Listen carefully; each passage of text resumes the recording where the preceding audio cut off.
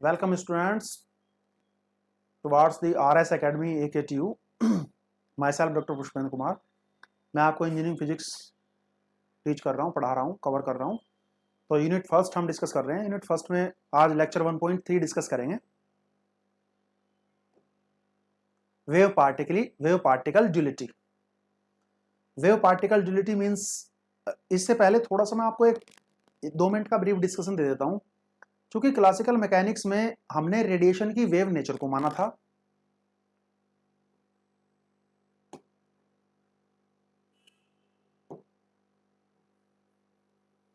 Classical mechanics में हमने माना था रेडिएशन की वेव नेचर को. वेव नेचर किसकी भला? रेडिएशन की. ठीक है बच्चों.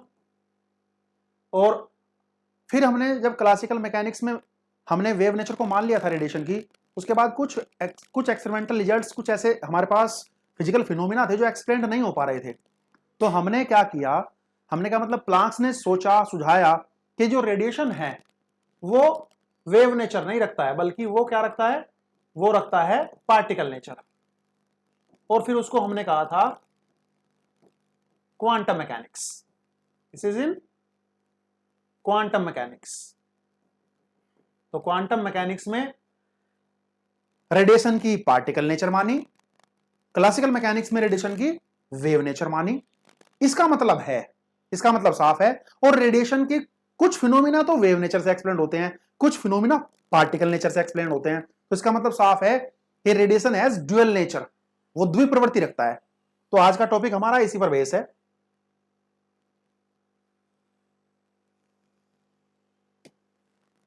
Wave particle duality means wave भी है और पार्टिकल भी है, बोथ नेचर को एग्जिस्ट करती है. ए पार्टिकल मींस एन ऑब्जेक्ट. अब हम थोड़ी सी डेफिनेशंस, थोड़ी सी प्रॉपर्टीज देखेंगे पार्टिकल की और वेव की.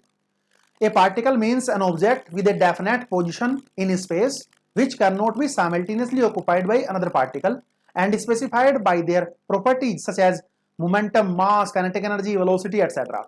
एक पार्टिकल जो है उसको हम मानते हैं कि वो कोई ऑब्जेक्ट है जिसका एक डेफिनेट पोजीशन होता है स्पेस में, जिसका एक पर्टिकुलर मास है, पर्टिकुलर मोमेंटम होगा. यदि वो वेलोसिटी, उसकी कुछ वेलोसिटी होगी तो मोमेंटम होगा, और उसमें कुछ एनर्जी होगी, डेफिनेटली उसकी रेस्ट मास एनर्जी भी होगी, और यदि वो वेलोसिटी में है पार्टिकल तो उसकी काइनेटिक एनर्जी भी होगी.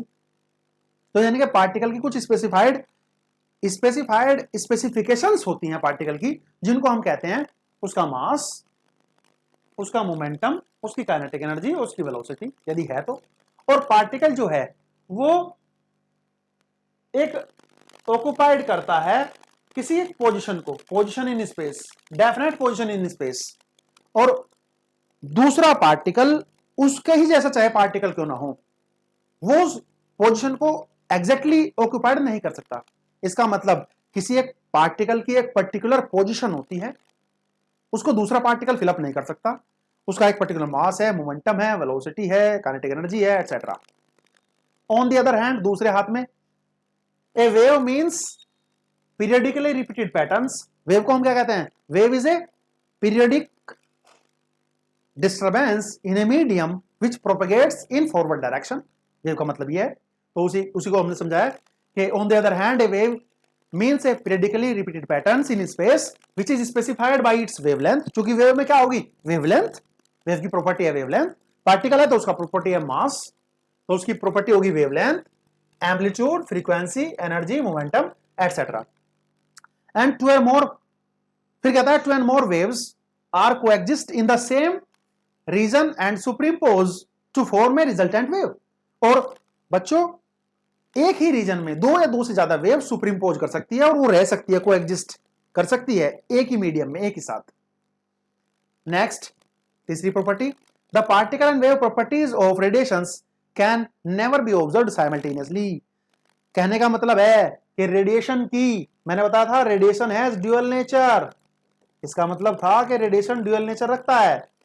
Radiation has dual nature. और इसकी वेव प्रॉपर्टी रेडिएशन की, जो सबसे पहले 1900 से पहले की फिजिक्स में मानी गई थी, और उसके बाद आई पार्टिकल प्रॉपर्टी जो कि प्लांक ने सुझाई थी, बताई थी बच्चों. वो दोनों जो है वो साइमल्टेनियसली ऑब्जर्व नहीं करी जा सकती। एक साथ आप उन्हें ऑब्जर्व नहीं कर सकते। कहने का मतलब है एक बार में केवल एक प्रॉपर्टी को ही आप ऑब्जर्व कर सकते हो। Next point, radiations sometimes behaves as a wave, interference diffraction phenomena इससे प्रोड्यूस हो सकते हैं, and some other times as a particle, जैसे कि Compton effect, photoelectric effect etcetera. It has a wave particle dualism, और इसी को हम क्या कहते हैं, इसी को हम वेव पार्टिकल ड्यूलिज्म कहते हैं साहब। यानी कि रेडिएशन की अब द्विप्रवृत्ति हो गई, वो पार्टिकल भी है एज वेल एज वो वेव भी है। डी ब्रोगली हाइपोथेसिस, एक्चुअल में डी ब्रोगली जो थे वो फिजिक्स के प्रोफेसर नहीं थे, वो हिस्ट्री के प्रोफेसर थे। डी ब्रोगली के बड़े भाई मोरिस डी ब्रोगली, ये हैं लुइस डी ब्रोगली, और जो मोरिस डी ब्रोगली थे इनके बड़े भाई वो फिजिक्स के प्रोफेसर थे। तो एक्चुअली में मोरिस डी ब्रोगली उस समय उस यूनिवर्सिटी में बैठते थे, तो उनके पास कुछ फिजिक्स के लोग बैठते थे। तो उस समय फिजिक्स कम्युनिटी में ये चर्चा चल रही थी कि जैसे कि रेडिएशन ड्यूअल नेचर रखता है, भाई रेडिएशन में वेव नेचर तो थी पहले से, और वो पार्टिकल भी बता दी प्लांक ने। तो जैसे रेडिएशन ड्यूअल नेचर रखता है, क्या इसी तरीके से यदि कोई पार्टिकल मोशन में है तो वो वेव नेचर रखेगा? यानी कि पार्टिकल मोशन में है तो पार्टिकल नेचर तो उसमें होगी, और उसमें क्या वेव नेचर भी है?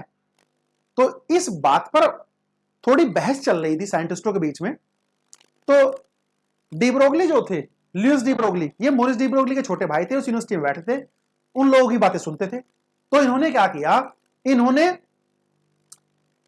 रॉयल सोसाइटी ऑफ लंदन को 2 लाइन का एक नोट लिख के भेज दिया। इन्होंने लिखा कि when a particle is in motion then a wave is associated with that particle. यदि कोई पार्टिकल मोशन में है तो उसके साथ एक वेव एसोसिएट है, which have wavelength lambda equal to h upon p। और वो रिलेशन प्रूफ नहीं किया था उन्होंने, वो रिलेशन यहां से आया था एक्चुअल में, रेडिएशन के रिलेशन से। The wave associated with A moving particle is called matter waves. जो वेव मूविंग पार्टिकल के साथ एसोसिएट होती है उसे मैटर वेव कहते हैं। और डी ब्रोगली वेव्स, और उसको क्या कहते हैं, डी ब्रोगली वेव्स भी हम उसी को कहते हैं, इसी के नाम पर उसको डी ब्रोगली वेव्स कह दिया था।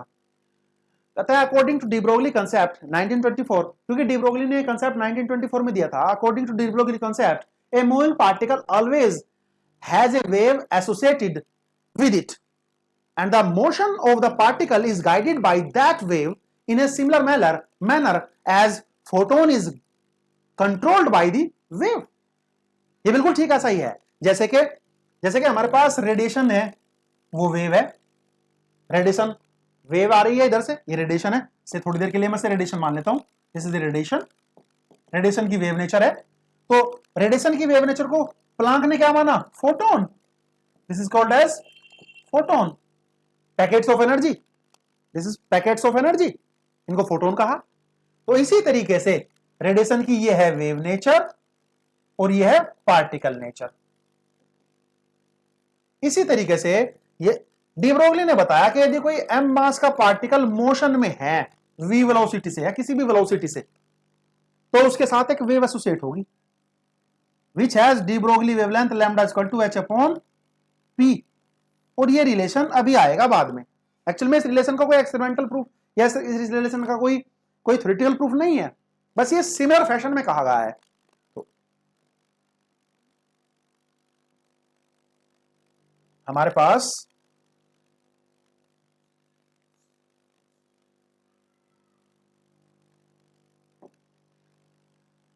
if a particle of mass m has momentum p and lambda the wavelength of the wave associated with that particle, then according to the de Broglie hypothesis, मैंने बताया when a particle is in motion then a wave is associated with that particle according to the de Broglie hypothesis।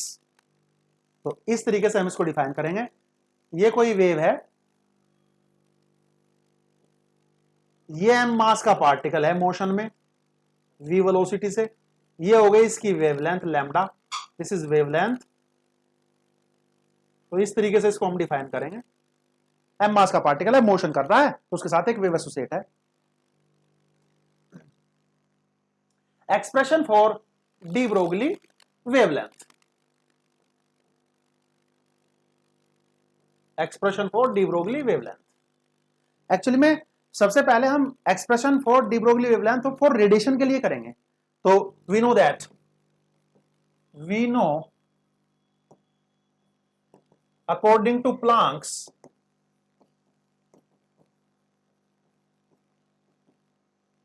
we know that according to Planck's the energy को मैं ऐसे define कर सकता हूं is equal to H nu. Equation number 1 हम जानते हैं energy is equal to H nu होती है अकॉर्डिंग टू प्लैंक्स, हमने अभी पढ़ा है पिछले लेक्चर में। तो बच्चों and according to Einstein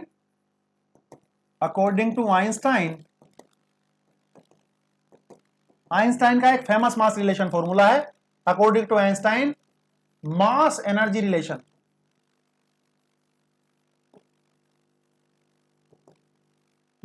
relation में आइंस्टाइन क्या कहते हैं is equal to M C square. Equation number 2 is equal to H nu हमने देख लिया, हमें पता है is equal to M C square, हमें पता है 12th क्लास से हमने पढ़ा हुआ है। आइंस्टाइन का फेमस फॉर्मूला है जब कोई मास कन्वर्ट होता है एनर्जी में तो इसका फॉर्मूला है is equal to M C square. तो मैं कह सकता हूं फ्रॉम 1 and 2 तो मेरे पास आ जाएगा H nu is equal to M C square, या मैं कह दूं H C upon lambda is equal to M C square. C से कट गई सी तो मेरे पास आ जाएगा लैम्डा को मैं उधर ले जा रहा हूं तो लैम्डा बराबर आ जाएगा H upon M into C. मैं यहां से लिख सकता हूं, यहां से आएगा H upon lambda is equal to M C और लैम्डा को मैं ले गया उधर और एम सी को ले आया नीचे तो मेरे पास हो गया lambda is equal to H upon M C. This is the wavelength, this is the relation between wavelength of radiation। और हम जानते हैं रेडिएशन का मास m है और उसकी वेलोसिटी c, तो उसका मोमेंटम हो गया है। तो इसका मतलब है कि ये रेडिएशन के मोमेंटम और उसकी वेवलेंथ के बीच का रिलेशन है। इन सिमिलर फैशन देखिए डी ब्रोगली ने कोई रिलेशन नहीं किया था, डी ब्रोगली ने ये रिलेशन पहले से लोगों ने किया हुआ था। डी ब्रोगली ने इन सिमिलर फैशन, इसी सिमिलर फैशन में क्या कहा बच्चों, अकॉर्डिंग टू डी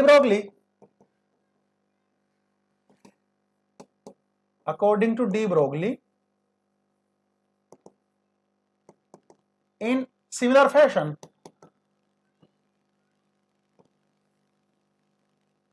इस सिमिलर फैशन में डी ब्रोगली ने कहा कि when a particle is in motion, when a particle of mass m is in motion with velocity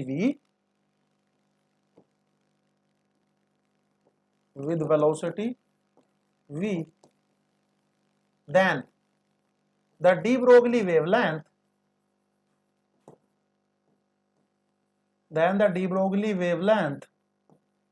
associated with that particle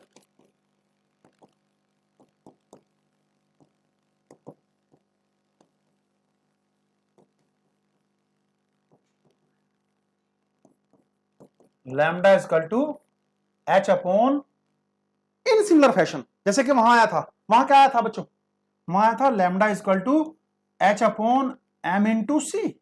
चूंकि रेडिएशन की वेलोसिटी सी होती है, वी नहीं होती कभी भी, तो इसी फैशन में, और पार्टिकल की वेलोसिटी कभी सी नहीं हो सकती, उसकी वी होती है। तो एम इंटू वी, या मैं इसको कह सकता हूं H upon P. This is the de Broglie hypothesis. यही था डी ब्रोगली का वो रिलेशन जो मोमेंटम किसकी प्रॉपर्टी है, this is particle property, wave की प्रॉपर्टी क्या है, wavelength, wave property. Dear students, इस रिलेशन से हमने पार्टिकल और वेव दोनों की प्रॉपर्टी को एसोसिएट कर दिया with the help of Planck's constant. Planck constant is the bridge between the wave and particle property of that particular particle. तो ये हमारे पास वेवलेंथ आ गई उस पार्टिकल से रिलेटेड, यानी कि एक m मास का पार्टिकल है जो मोशन में है v वेलोसिटी से, तो according to the de Broglie उसके साथ एक वेव एसोसिएट होगी। दिस इज एसोसिएटेड वेव, इसे मैं कहूंगा एसोसिएटेड वेव। अब इस फॉर्मूले को हम थोड़ा सा वर्सेटाइल करेंगे डिफरेंट डिफरेंट फॉर्म्स में। इसकी 3-4 फॉर्म है, उसको देखेंगे, अब हम डिस्कस करेंगे। नाउ हम जानते हैं, नाउ डी ब्रोगली वेव्स या D Broglie wavelength, D Broglie's wavelength कितनी आई थी हमारी अभी? डी ब्रोगलीज वेवलेंथ आई थी lambda equal to H upon P या lambda equal to H upon M V. This is equation number 1। Now if a particle with kinetic energy half mv square, now if a particle with kinetic energy half mv square moves, then मैं जानता हूं यदि किसी particle की kinetic energy half mv square है तो मैं इसको ऐसे लिख सकता हूं,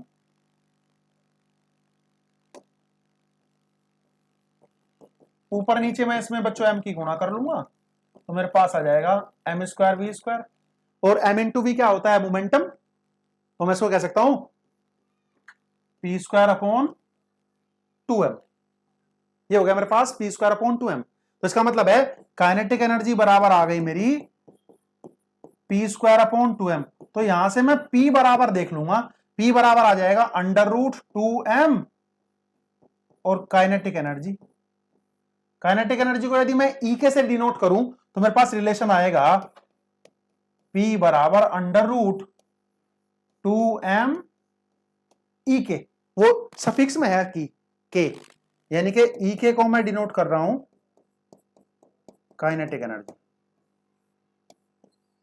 ठीक है जी, रिलेशन 1 में रख दो। Now lambda equal to H upon under root 2m E K. तो यदि किसी पार्टिकल की काइनेटिक एनर्जी आपको दे दी गई बच्चों, यदि किसी पार्टिकल की काइनेटिक एनर्जी आपको दे देता है वो, लेकिन पार्टिकल नॉन रिलेटिविस्टिक होना चाहिए। नॉन रिलेटिविस्टिक का मतलब है पार्टिकल की वेलोसिटी सी को अप्रोच ना करती हो, कम हो उसकी वेलोसिटी, ऑर्डिनरी वेलोसिटी हो जिस पर हम काम करते हैं, तो उस पार्टिकल से रिलेटेड एसोसिएटेड वेवलेंथ जो होगी lambda equal to H upon under root 2m E K होगी। Now next,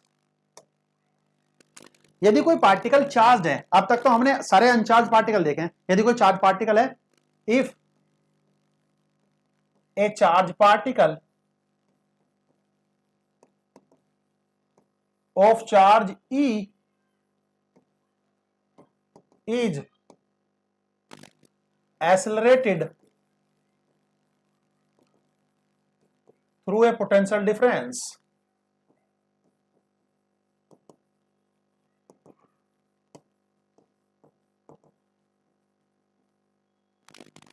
V volt, then its kinetic energy, यदि कहता है कि एक चार्ज पार्टिकल है जिसका चार्ज ई है तो वो एक्सेलरेटेड है थ्रू वी वोल्ट के पोटेंशियल डिफरेंस से, मान लो जो कोई इलेक्ट्रॉन है वो वी वोल्ट के पोटेंशियल डिफरेंस से एक्सेलरेट है इन दो प्लेटों के बीच में, इधर पॉजिटिव चार्ज है इधर नेगेटिव चार्ज है, तो पॉजिटिव नेगेटिव, तो पॉजिटिव नेगेटिव के बीच में इलेक्ट्रॉन छोड़ दिया तो इलेक्ट्रॉन क्या करेगा? इलेक्ट्रॉन पॉजिटिव, क्योंकि इलेक्ट्रॉन नेगेटिव चार्ज पार्टिकल है तो पॉजिटिव प्लेट की तरफ को एक्सेलरेट करेगा। और यदि वी वोल्ट का पोटेंशियल डिफरेंस आपने लगा दिया तो उसकी काइनेटिक एनर्जी जो होगी वो होगी काइनेटिक एनर्जी इक्वल टू जितना उसका चार्ज है और जितना पोटेंशियल डिफरेंस आपने अप्लाई किया है उसके बराबर होगी, तो ई भी हो जाएगी। Then lambda is equal to H upon under root 2m, जो वो ई के था रिलेशन में, उस ई के की जगह काइनेटिक एनर्जी की जगह क्या आ जाएगा इस बार? E into V. This is another relation. Now अब तक मैंने 3 रिलेशन बता दिया आपको, चौथा रिलेशन। नाउ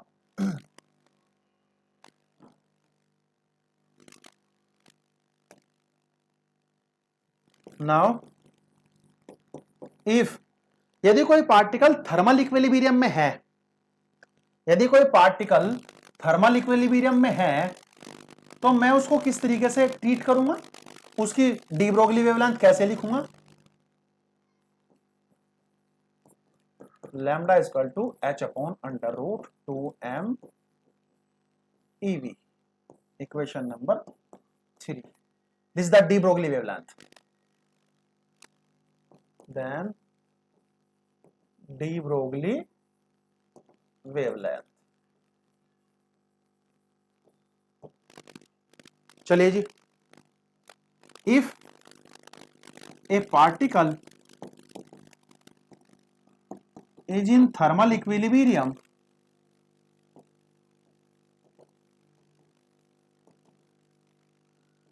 यदि बच्चों कोई पार्टिकल थर्मल इक्विलिब्रियम में है तो उसकी जो काइनेटिक एनर्जी है, then its kinetic energy is equal to 3/2 kT, where K is Boltzmann constant and T is absolute temperature. Then de Broglie wavelength.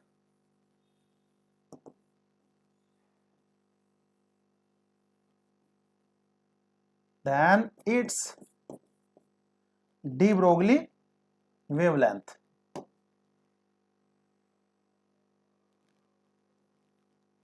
Then its de Broglie wavelength, lambda is equal to h upon under root 2m EK. EK is kinetic energy. ये रहा kinetic energy 3/2 kT. Value रख दो बच्चों, h upon under root 2m into 3/2 kT. 2 से 2 cut गया तो मेरे पास बचा lambda is equal to h upon under root 3m kT. This is the relation of a de Broglie wavelength of a particle which is in thermal equilibrium. यदि कोई particle thermal equilibrium में है, जैसे कि न्यूट्रॉन्स पड़े हुए हैं nucleus में, तो वो थर्मल इक्विलिब्रियम में होते हैं, तो उन पार्टिकल्स की जो डी ब्रोगली वेवलेंथ है उस रिलेशन से फाइंड आउट कर सकते हैं आप। यदि आपको एब्सोल्यूट टेम्परेचर दिया हुआ है T और बोल्ट्जमैन कांस्टेंट दिया हुआ है K। नेक्स्ट, तो अब तक हमारे पास जो फॉर्मूले आ चुके हैं वो आ चुके थे हमारे पास lambda equal to h upon mv या h upon p. This is the one formula. First, lambda is equal to h upon under root 2m EK. This is the second formula.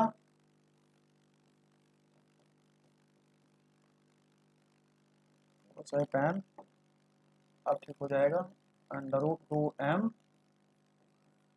EK. This is second formula.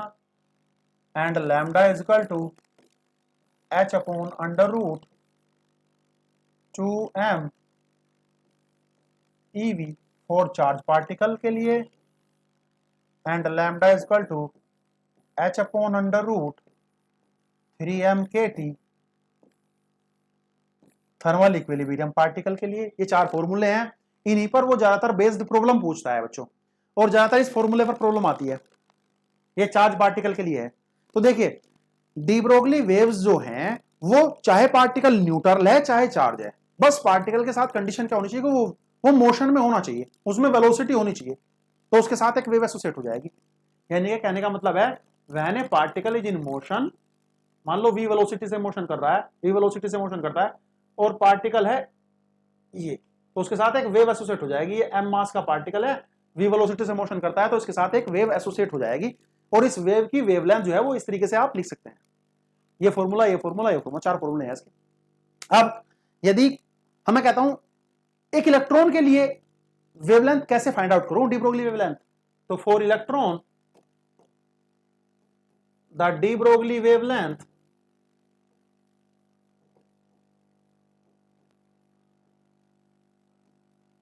क्योंकि electron एक general charge particle है हमारे पास, तो इस general charge particle की wavelength हम इस फॉर्मूले से फाइंड आउट कर सकते हैं. If the potential difference is v volt, यदि इलेक्ट्रॉन को v वोल्ट का पोटेंशियल डिफरेंस दिया गया है तो lambda is equal to h upon under root 2m ev, या lambda is equal to h की वैल्यू होती है 6.626 इंटू 10 की पावर माइनस के 34 joule second upon under root 2 into electron का रेस्ट मास होता है 9 इंटू 10 की पावर माइनस के 31 किलोग्राम इंटू ई 1.6 इंटू 10 की पावर माइनस के 19 कूलाम्ब चार्ज और इंटू वी नहीं दिया हमें उसने, वी वोल्ट का पोटेंशियल डिफरेंस कह रहा है तो वी की वैल्यू को आप वी रख लो। तो मेरे पास जब मैं इसको फाइंड आउट करता हूं तो लैम्डा इक्वल टू आता है मेरे पास यहां से, क्योंकि सारी वैल्यू एमकेएसए में मैंने रखी हुई है, सारी जितनी भी वैल्यूज है मैंने वैल्यूज को एमकेएसए में रखा हुआ है, तो इसीलिए क्या होगा मेरे पास वैल्यू आएगी मीटर में लैम्डा की और उसे मैं फिर एंगस्ट्रॉम में कन्वर्ट कर लूंगा तो मेरे पास रिलेशन आएगा 12.28 अपॉन अंडर रूट वी, चूंकि वी की वैल्यू नहीं दी हुई थी एंगस्ट्रॉम में। ये मोस्ट इंपोर्टेंट फॉर्मूला है, this is most important formula बच्चों, ये मोस्ट इंपोर्टेंट फॉर्मूला है। कई बार 2 नंबर का डायरेक्ट पूछ सकता है आपसे, वो कह देगा कि please give the de Broglie wavelength of an electron which is accelerated through V volt potential difference. एक इलेक्ट्रॉन जो वी वोल्ट के पोटेंशियल डिफरेंस से एक्सेलरेट है उससे एसोसिएटेड डी ब्रोगली वेवलेंथ बताइए, तो आप डायरेक्ट इसको लिख दीजिए। लेकिन यदि वो पोटेंशियल को स्पेसिफाई कर दे, आपको पोटेंशियल दे दे, जैसे कि वो कहता है कि 100 वोल्ट के पोटेंशियल डिफरेंस दे दिया उसने, वो कहता है कि 100 वोल्ट का है potential difference, this is PD potential difference 100 volt, और कहता है लैम्डा बताओ, तो आप सीधे सीधे इलेक्ट्रॉन के लिए ओनली तो इलेक्ट्रॉन के लिए उस फॉर्मूले को रखिए आप 12.28 अपॉन अंडर रूट 100 एंगस्ट्रॉम में, तो लैम्डा बराबर 1.228 एंगस्ट्रॉम हो जाएगा बच्चों। कई बार प्रॉब्लम आती है इस पर, ये AKTU के दृष्टिकोण से वेरी इंपॉर्टेंट और मोस्ट इंपॉर्टेंट लेक्चर था मेरा आज का, क्योंकि ज्यादातर न्यूमेरिकल प्रॉब्लम्स इसी से आती है, डिस्कस इसी से होती है। तो आपको सीधे सीधे ये 4 फॉर्मूले 1 2 3 4 ये याद रखने हैं, और फिर इस फॉर्मूले का जनरलाइजेशन फॉर्म, इसकी जो जनरलाइजेशन फॉर्म है this is generalization form, generalized formula for electron, आपको ये याद रखना है, ये मोस्ट इंपोर्टेंट है। Okay, thank you very much.